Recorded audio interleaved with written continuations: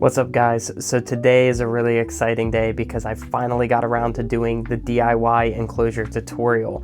And with that, I have a good announcement to make, and that is there will be a third hamster here soon, so to be continued on that. But with that being said, I'm doing my first ever DIY tutorial video, so I hope it, goes well. If you guys have any questions, feel free to DM me on Instagram or leave a comment here and I'll get back to you. And just to go a little bit into detail about what we're covering, I built, it's just going to be for the exterior, the shell of the enclosure. So everything you see here, it's not this enclosure, by the way. The enclosure is currently downstairs. And it's a little bit different. I actually added a really cool feature, and that is instead of this front glass right here being solid, there's actually broken up into two acrylic boards, and the top part comes open. So those of you who are familiar with the Book Estate 3.0, that front opening door, it's very similar. But it will also have this roof. Now, the reason I mention that as well, I have not, and it is not in this tutorial video, I have, as of right now, as I'm recording this, I have not built this part yet. But this is really, really easy to make.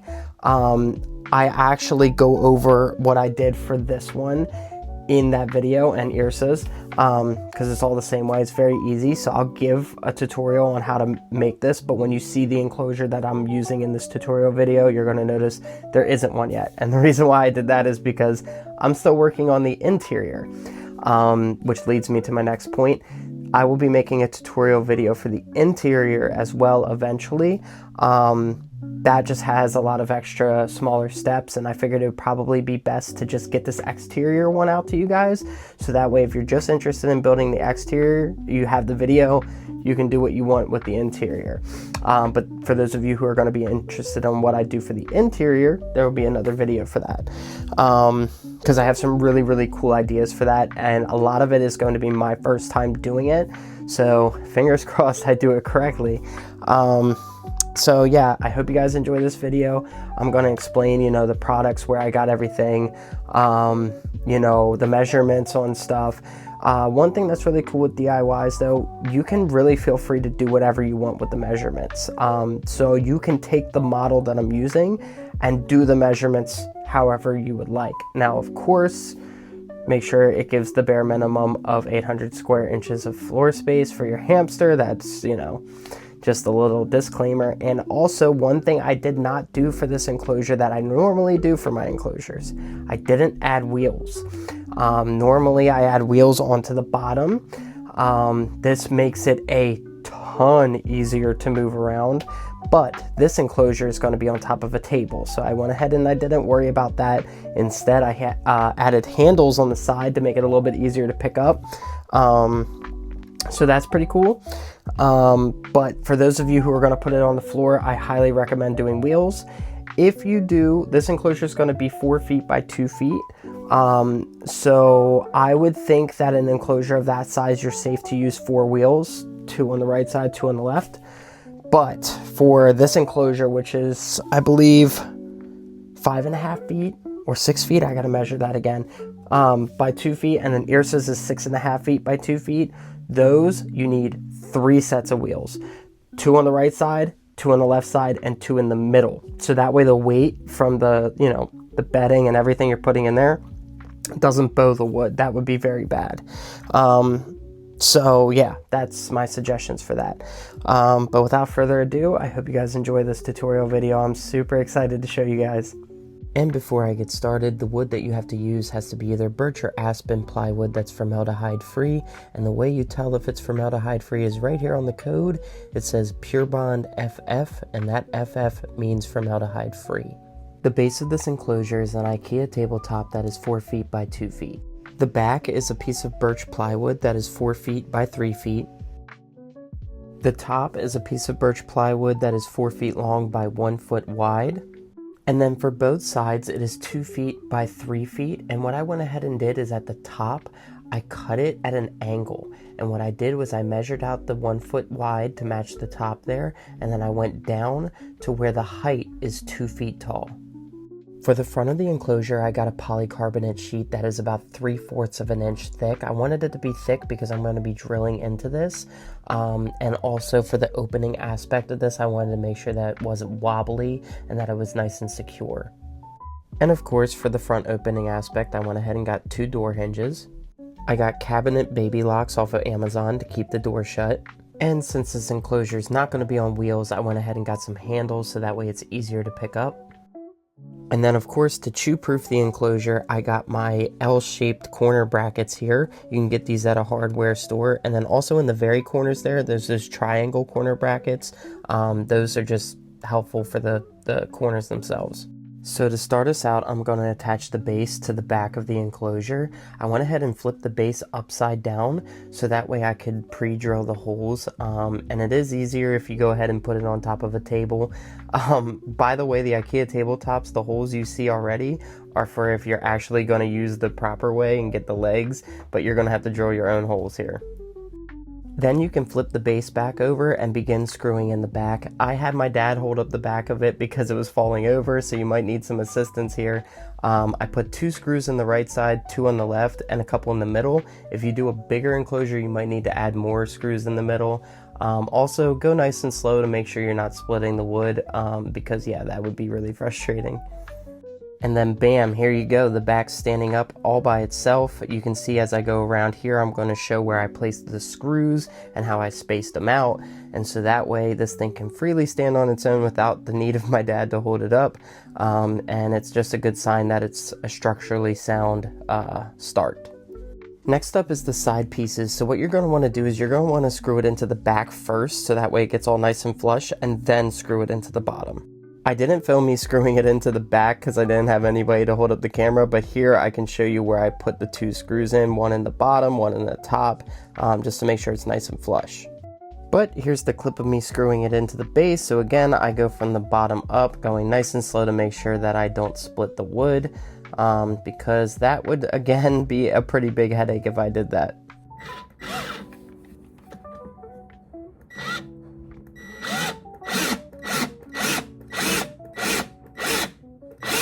And bingo, both sides are attached nice and smooth, and go ahead and just kind of give it a little shake to make sure everything's set in nice and sturdy.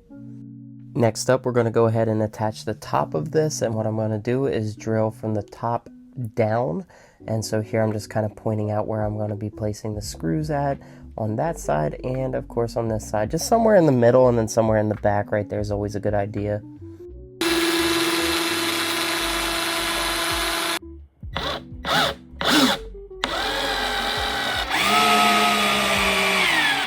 Next up, I'm going to attach the bottom half of the polycarbonate sheet. I'm going to use aquarium silicone on the sides and the bottom here to get it nice and secure for when I drill it in. Aquarium silicone is the safest to use, but even with that, you have to wait at least 24 hours to put the hamster in the enclosure. Next, I took a 2-inch wide piece of this birch plywood and I cut it down to be nice and snug in between here to act as a support beam. You might have to measure this out on your own, but make sure it's nice and snug. And here I'm showing 2 things, one where I screwed in the polycarbonate, and 2 where I'm going to be screwing in that support beam. And so here's what it looks like when the support beam is screwed in, and this will also come into handy in the future when I'm putting on the door hinges. For the top half of the polycarbonate, I have it laying on an identical support beam as the bottom half one. Then I'm going to put this door hinge on top, and I'm going to screw all 3 of them together. And again, this is why I chose polycarbonate, because it is strong enough to be drilled through. And also, I used 2 door hinges. I did not showcase that in the last clip, but there's one on the left side and one on the right side. Now I'll go ahead and get my dad to hold this up and have this nice and flush in between here, so that way I can screw the pieces together. And so as my dad helps hold that up, I'm going to screw the bottom half of the door hinge into that bottom support beam again, so that way the 2 support beams and the 2 pieces of the polycarbonate can attach that way. And once it's done, you just slowly open it up to make sure that it's working. You can see here I was a little bit nervous, but I was quickly relieved when I let go here, and you can see I was like, all right, sweet, it worked. So that's always a relieving feeling, and I'll explain how to keep this thing shut here in a second. That's where these baby locks come in handy.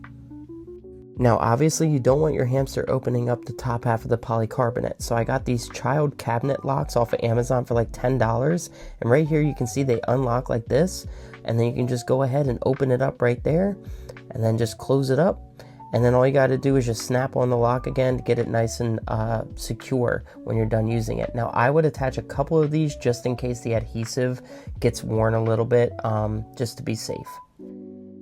And then I just got a random handle here to just attach to the side to make it a little bit easier to carry.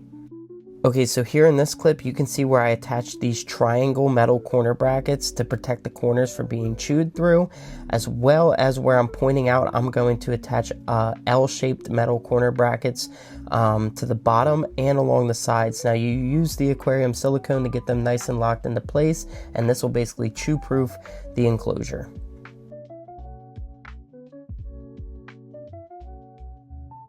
Now, the L-shaped corner brackets at hardware stores normally come in like big sizes, so you might have to cut them down to be the appropriate size to fit in the enclosure. Here I'm using a hacksaw to go ahead and do that. Just be careful as you're cutting it, because a hacksaw, well, it's a saw, it's sharp. And speaking of sharp things, you're going to want to go ahead and use a piece of sandpaper to then sand down the corners of the L-shaped corner bracket that you went ahead and cut. I even sand down the side that wasn't cut because, you know, it's just better to be safe than sorry. If your hamster does get down there and has some kind of contact with this area, I would rather it just be smooth and dull rather than sharp. And here you can see what it looks like after I've gone ahead and siliconed them into the corners right here. Now you can see in some spots they aren't exactly flush, like there's a little tiny gaps, but honestly your hamster, if it goes down there, is not going to be able to do anything with that little gap there. But if you're worried about it, just go ahead and recut a new piece and get it to your liking. Now this L-shaped corner bracket has holes, so that way I could drill it in. I normally drill it in with just one screw at the very top that my hamster can't reach the screw. And I do this because in case I ever have to change it out, it's easier to remove.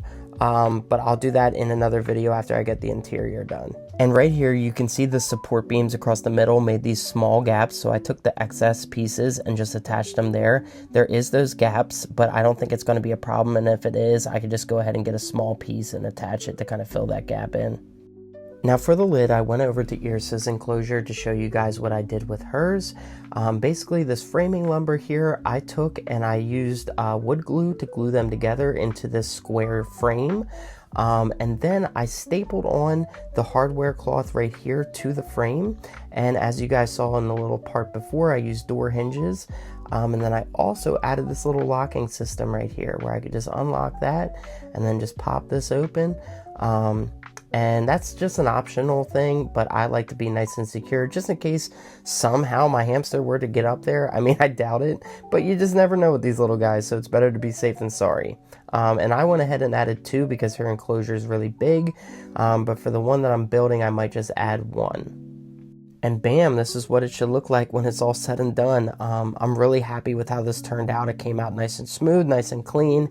Again, that gap right there is where the lid that I have for Hamster's enclosure is going to be mimicked as well. The interior video, I will make a separate video for that, just because I'm waiting for some parts to come in so that way I could build the interior. But if you guys have any questions about anything, again, feel free to DM me on Instagram. Feel free to leave a comment and I'll be glad to help you guys out. So there you have it. I hope you guys enjoyed the tutorial video. I hope you learned something. I hope that if you are about to build a DIY, that this helps with whatever ideas you have.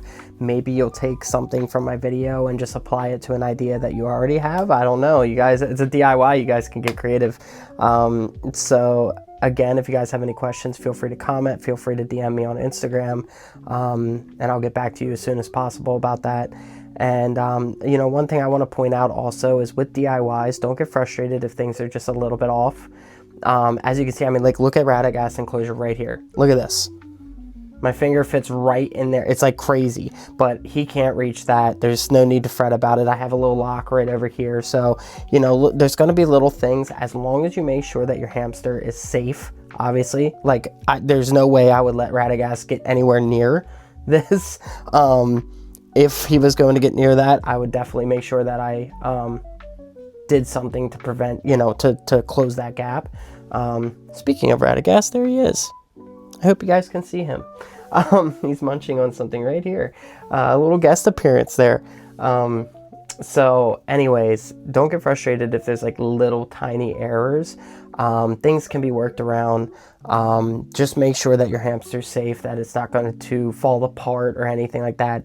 Make it, as inescapable and everything. You want to make sure, like, I had the metal corner brackets and things like that.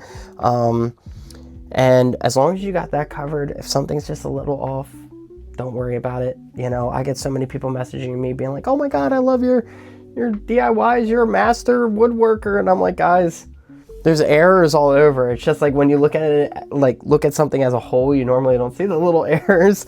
So I'm sure you guys will do a great job. So anyways, Radagast is looking at me now, so I'm sure it is time for playpen time. Isn't that right, buddy? Is it playpen time? I'm talking to the fans. Say hi to the fans. Come here. Come here. Let's see if he'll come up to you guys. I don't know if he will. What? Hello. Anyways, so I'm going to go ahead and give him some playpen time. Stay tuned for the interior video. I plan on getting that out there next. And also stay tuned for the next hamster that I'm getting. Big, exciting news there. So you guys will get to see who's going to be living in that enclosure.